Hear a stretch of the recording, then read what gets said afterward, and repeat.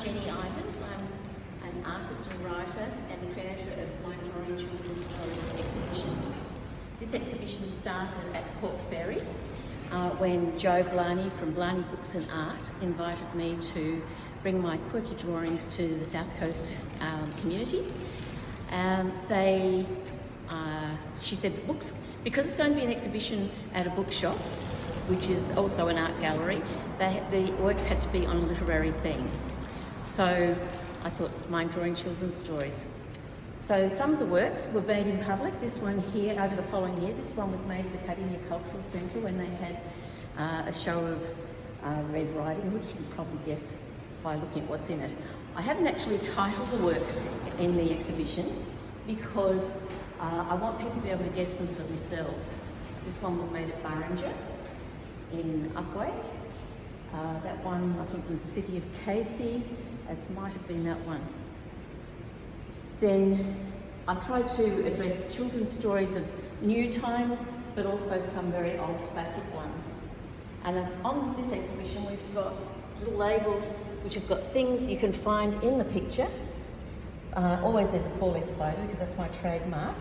And sometimes I'll put the author's name, sometimes I'll give you a clue about something from the story. And then there are others, this one was in a children's television show as well, but there are others that were, I already had the works because I wanted to have a good body of work to take across with me. And I put it on Facebook and asked people, what do you see in this story? Thinking I would embellish them with more items from the story. However, I got so many different answers to the same question that people could see different things in my work, which is very much what happens, and that's perfectly fine because that's the whole thing about my mind drawing, is what you see is valid. So I thought, okay, I'm just going to put them up with numbers. People can find their own stories, and as I mentioned, I'm also a writer. I run writing workshops occasionally too for councils and things, and sometimes use the drawings as a play for people to get into the story. So we've got, I think, 44 works in the exhibition. One of them, this one's a print. This is my iconic drawing that I found 9 people out of 10 whom I ask say they see one thing in that drawing first as the big thing, and 1 out of 10 see something quite different. In fact, I actually sometimes have had to show the person what other people are seeing by blocking part of the picture. And that's the interesting thing that happens. When I ask 2 people and they give 2 different answers, the very next thing they do is talk to each other about what they see. So it's a really good metaphor for communication. And I think just this basic foundation thing of we don't all see the same is really one of the main things that my work's about. Then we've got activities as well, because the other thing my work is about is making art accessible to all. I really believe that because of the mental health benefits of art, I think it should be available for everybody. And I didn't realise when I was younger that you could just go into an art gallery and have a look around. You didn't have to buy something, you didn't have to know the lingo, and I didn't have to know what was in the artist's mind. So that's what I've been wanting to do here. This is a work, it's actually a poster of a work I was commissioned to do several years ago now. And the thing about art is I find one adventure leads to another, one opportunity leads to another. And when I made the work, the gentleman who commissioned me to make it said, I didn't charge him enough. So he said, would you be able to use a nice large poster of your work? I took the poster with me up to the Upper Beaconsfield Festival, and I had jewellery as well to sell. Now the jewellery came about because the City of Casey gave me glass cabinets to exhibit my work, and I was thinking of something, wall space, so I thought, oh, challenge accepted. So I made little pieces of jewellery that had things like this, the rose or the candle, what have you, or the book especially was a very popular piece. I haven't been making jewellery with it since, but it all sold very quickly too, so maybe that's something I should have gone into. But what happened when I took it to the Upper Beaconsfield Festival was parents were showing their children, this is the jewellery, can you see that in the picture? And I thought, oh, this is pretty exciting. So when I was made the Kids Zone artist at Barringer Gallery in Upwey, basically what that means is you have a space for 3 months and you provide activities for children to do while their parents are waiting to pick up other children or something else. So I thought I'll make cards with things on that the people can find. So that's what these are. So you look for the swing, you have a look up there, watering can, volcanoes. I like it to be educational, so it's got the names as well, but it's also got numbers. Now the numbers turned out to be really, really helpful, because while I was at Burringer, they were saying people don't use the whole facility. They don't seem to know what's there. So I took a set of the cards apart and I put the numbers as a treasure hunt throughout the place. I went in there as artist in resident, making art one day a week, and people had to follow the numbers, and they'd find me in different places. Sometimes I'd be outside the theatre, sometimes I'd be outside the studios, another time I'd be in the art gallery or wherever else. So when they got to the end of it, they saw me with a big piece of paper, well actually those drawings down there show you the size of the paper, and I was drawing a little bit. I had a camera behind me and 2 lights, and I would click every now and then. So I took photos of the progress of the drawing, and then that's going to be made into an animation afterwards. Moving on. So we've got lots of different things here. Each one, all the black and white ones have a 4-leaf clover hidden in them. I do provide my magnifying glasses because it does take a lot of looking.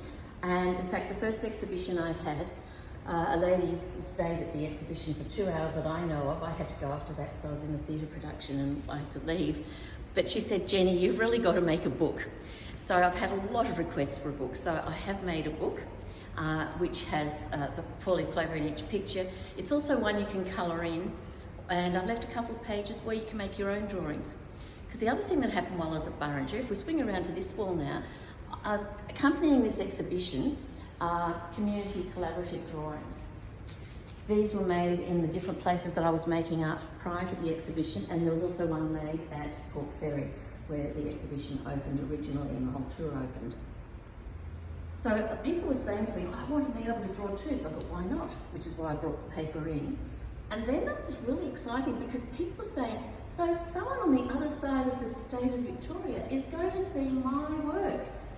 So I thought that was really cool. The other thing that people want to know was, are the drawings going to be different from one location to the other? Do the communities draw similar things or different things? So that was really interesting. Now then, I don't tell you the story behind that one. That drawing was commissioned for a lady who was a writing buddy of a member of my camera club. And they wanted me to put items in it that were in the world that they both write about. So it's sort of based on the Little Prince.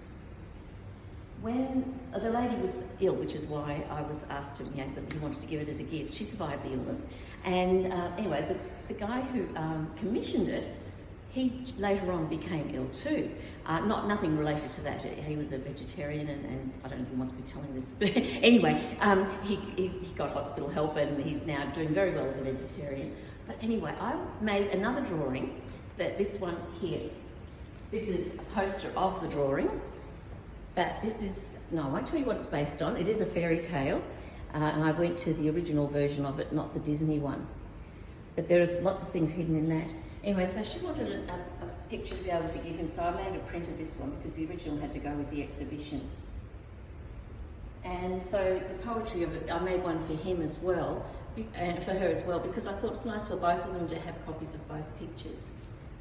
But that game is actually a little trickier to do, because yes, there is a game to go with this, but these are in black and white.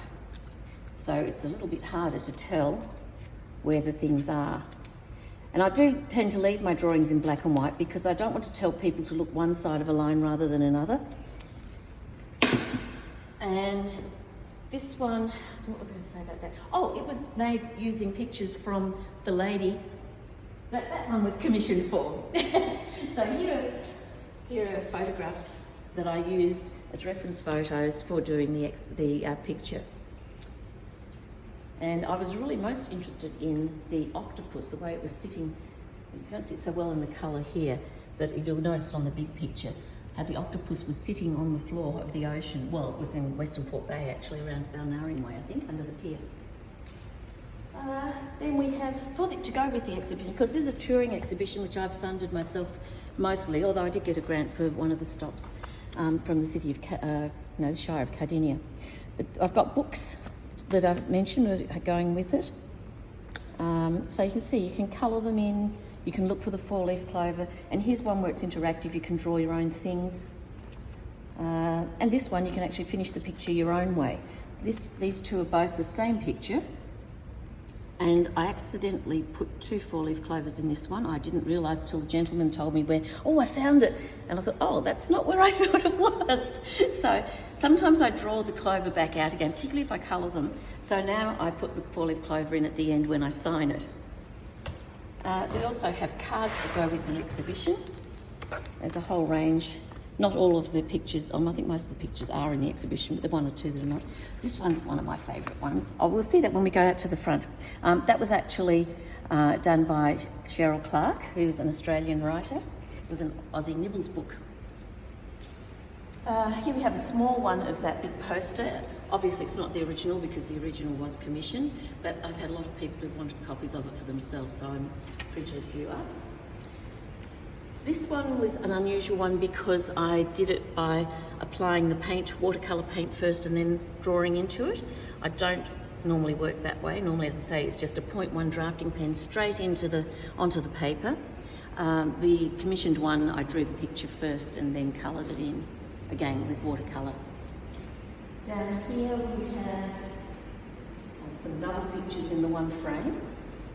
This one was based on a show, because I was a member of CPAC. I still belong to CPAC, but I'm not performing at the moment. I work as an usher instead because I don't have the time for rehearsals. And then these 3. This one was that one, the original of that picture of Cheryl Clark's book. It's got a very exciting story. It's, as I say, an Aussie Nibbles reader, but it's a really good story. This one I made for the Cardinia Performing Arts Company when they did The Wizard of Oz. Oh, hold on, I've told you what that one's about now. But I think it's actually written on it. And then this is the original of the one that the big poster was made out of. So I invite people to come on down. It's at the Cardinia, sorry, wrong place. It's been at Cardinia. It's been across 4 different municipalities, but it's now in Frankston, which is my hometown. I grew up in Mount Eliza and Frankston and Mornington, so it's lovely to be able to bring my exhibition back here. Yes, it's here till Saturday the 19th, at Cube 37 at the Frankston Arts Centre, and it closes at 2 p.m. So come on down.